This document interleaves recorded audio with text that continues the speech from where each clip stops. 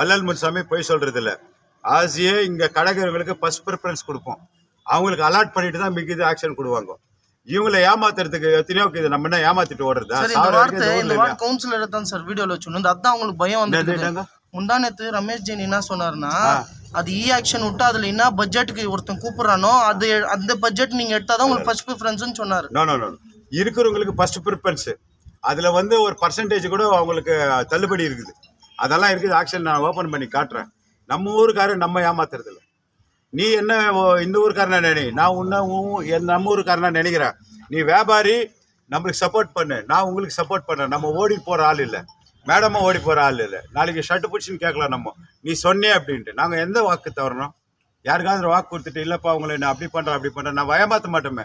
ஈஸியாக நீ கூட என் அண்ணன் தம்பி தான். நீ ஜாதி எந்த ஜாதி நாயிரு, எந்த மதனாயிரு, எந்த குலனாயிரு, இவாரியா மை பிரதர், நான் உன் பிரதர், நம்ம அண்ணன் தம்பிகோ. நீயே நான் கை ஜோடிச்சாதான் கேஜிஎஃப் வந்து ஹையில் போகிறது. நாளைக்கு மேடமே அன்றைக்கி சொன்னாங்க, நம்ம பெட்டாலியன் வந்து 1000 பேர் ட்ரைனிங் வருது, இண்டஸ்ட்ரியில் வருது. எல்லாம் எங்கே வராங்க? டவுனுக்கு வரான். அவனுக்கு நிற்க வைக்கிறதுக்கு வெஹிக்கிள் பார்க்கிங் வேணும். உனக்கு வியாபாரம் ஆகும். நல்லா 1000 பேர் கோட்ரஸ் 500 கோட்ரஸ் கட்டுறாங்க. இண்டஸ்ட்ரியில் வரான். நம்ம கேஜிஎஃப் விட்டு முல்பாக்கல் போவேனா, பங்காரப்பேட்டை போவேனா, எல்லாம் கேஜிஎஃப் தான் வருவான். மார்க்கெட் இம்ப்ரூவ்மெண்ட் ஆகும்.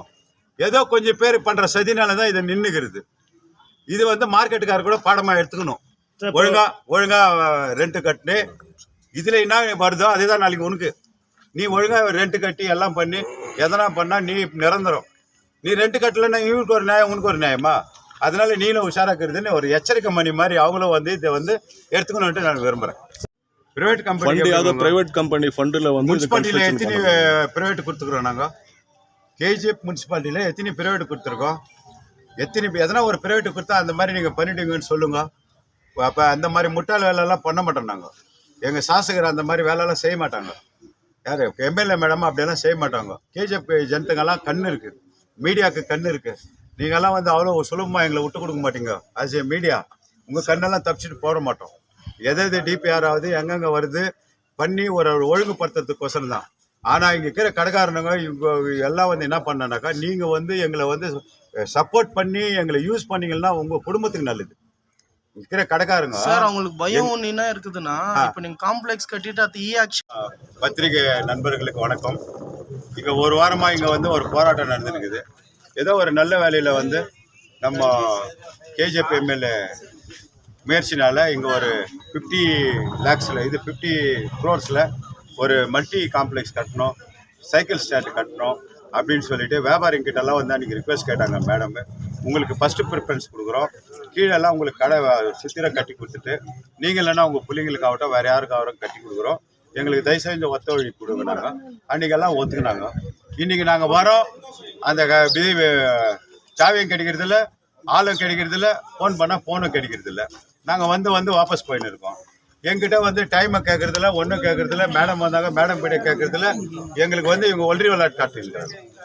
அதில் வந்து இன்னொன்று என்னக்கா, நான் இன்னொரு முக்கியமான விஷயம் நான் என்ன சொல்ல போகிறேன்னா, இந்த கடைகளில் வந்து இந்த கடை யார் பேரில் இருக்குது, ஒரிஜினல் ஓனருங்க வந்து 80% கூட இல்லை, வெறும் 20% தான் அந்த ஒரிஜினல் ஓனருன்னு நம்ம லட்ஜரில் இருக்கிற பேரில் வந்து இருக்கிறவங்க வெறும் 20%.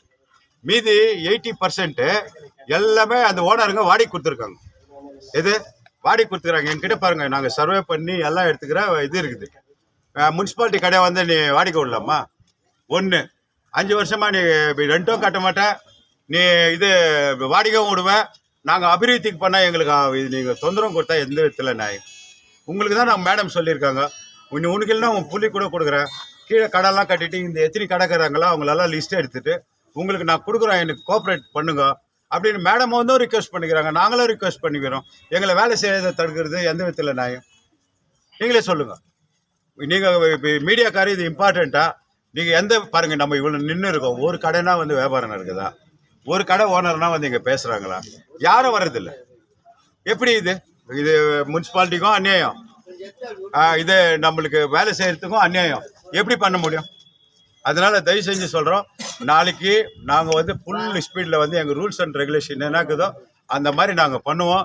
அப்புறம் மீடியா முன்னாடி சொல்லிக்கிறேன், நாங்கள் டைம் கொடுக்கல, நாங்கள் யாருக்கும் சொல்லலை, இப்படி பண்ணல அப்படி பண்ணலன்னு எங்கள் மேலே வந்து பொய் பிரச்சாரம் அபப்பிரச்சாரம் பண்ணுறதுக்கு நாங்கள் ஒத்துக்கிறது இல்லை. நாளைக்கு டெமாலிஷ் பண்ணுவோம். நாளைக்கு நாங்கள் ஃபுல் ஃபோர்ஸில் வந்து அவங்க சாமானும் எடுத்தாக்கா ஓகே, எடுக்கலைன்னா கூட நாங்கள் பண்ணுவோம். சார் இப்போ நேற்றுலேருந்து ஒரு புது பிரச்சாரம் ஆயின்னு இருக்குது. சொல்லுங்க. இந்த பில்டிங் எல்லாம் இடிச்சிட்டு ஏதோ பிரைவேட் கம்பெனிக்கு கொடுத்து அது கன்ஸ்ட்ரக்ஷன் பண்ணி அவங்க கண்ட்ரோலில் விட போகிறதா ஒரு பிரச்சாரம். கட்டாண்டி சொந்தக்காரர் சேர்க்குறியா வாடகை விடுறியா நமக்கு இது கண்காணிக்கிறது இல்லை. பட் இங்கே வந்து இஷ்யூ என்ன, எந்த வியாபாரம் போச்சு நான் இல்லை அப்படின்ற நேரத்தில் நாங்கள் சர்வே பண்ணோம். சர்வே பண்ணுற நேரத்தில் எங்களுக்கு கிடைச்சிக்கிற ரிப்போர்ட் இது 80% இவங்க வாடகை கொடுத்துருக்காங்க.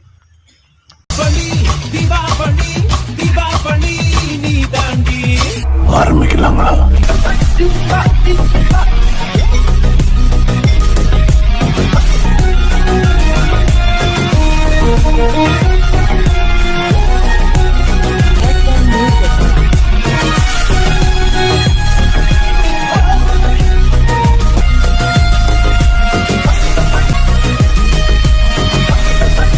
தரம் என்றும் நிரந்தரம், தரம் என்றும் நிரந்தரம், தரம் என்றும் நிரந்தரம்.